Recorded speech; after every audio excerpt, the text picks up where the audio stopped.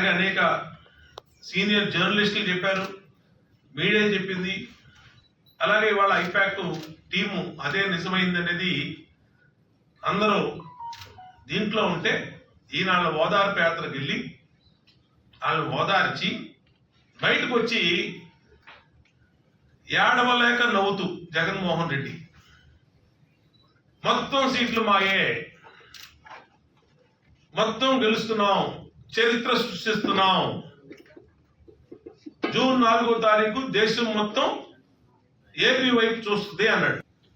నీకు నమ్మకం ఉంటే జూన్ 4వ తారీఖు నాడు తెలుగుదేశం పార్టీ కూటమి విజయం సాధించిన తర్వాత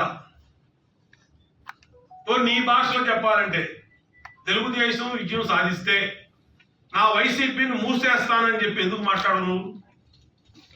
మరి గెలుస్తున్నానని చెప్పావు, ఏకపక్ష విజయం అని చెప్పావు, సీట్లన్నీ 175 సీట్లు నీకే అని చెప్పావు. మరి అన్ని సీట్లు నీకే అయినప్పుడు రాని పక్షంలో వైసీపీ పార్టీని మూసేస్తానని కూడా ప్రకటించాల్సిన బాధ్యత నీ మీద ఉంది జగన్ రెడ్డి. అది కూడా ప్రకటించు. వస్తే నువ్వే ప్రజలు మ్యాండేట్ ఇస్తే, ఎవరికి మ్యాండేట్ ఇస్తే వాళ్ళు రూల్ చేస్తారు, అది వేరే విషయం. 175 సీట్లు నీదే అంటున్నావు, చరిత్ర సృష్టిస్తున్నావు అంటున్నావు, తిరగరాస్తున్నావు అంటున్నావు, ఏదేదో పెద్ద పెద్ద కోతలన్నీ కోసావు. నేను ఐపాక్ ఆఫీస్లో నువ్వు కోసిన కోతలకి నీ వెనకాల బొత్స సత్యనారాయణ ఉన్నాడు, ఒకసారి ఫోటో చూడు, ఏడుపు మొహం వేసుకున్నాడు బొత్స సత్యనారాయణ.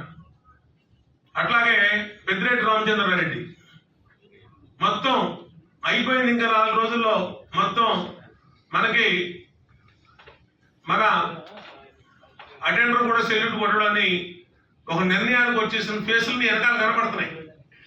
నీకు ఐపాక్ ఆఫీస్ లోపల చెప్పింది కూడా అదే చెప్పారు. లోపల ఓటమి ఖాయం వైసీపీకి. వైసీపీ చేసిన అరాచక పాలన, 5 సంవత్సరాల పరిపాలన, ప్రజలు విసుగెత్తిపోయారు అన్ని రకాలుగా. ఒక రకం కాదు, ఈ వర్గం బాగుంది జగన్మోహన్ రెడ్డి పరిపాలనని చెప్పే ధైర్యం వైసీపీకి ఉందా?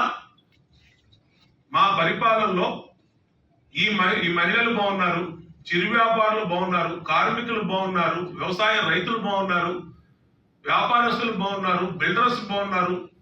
ఒక్క వైసీపీ పార్టీ ఎమ్మెల్యేలు, మంత్రులు, ఎంపీలు జగన్మోహన్ రెడ్డి తప్పితే ఈ రాష్ట్రంలో బాగుంది ఎవరో కొన్ని వైసీపీ చెప్పానండి.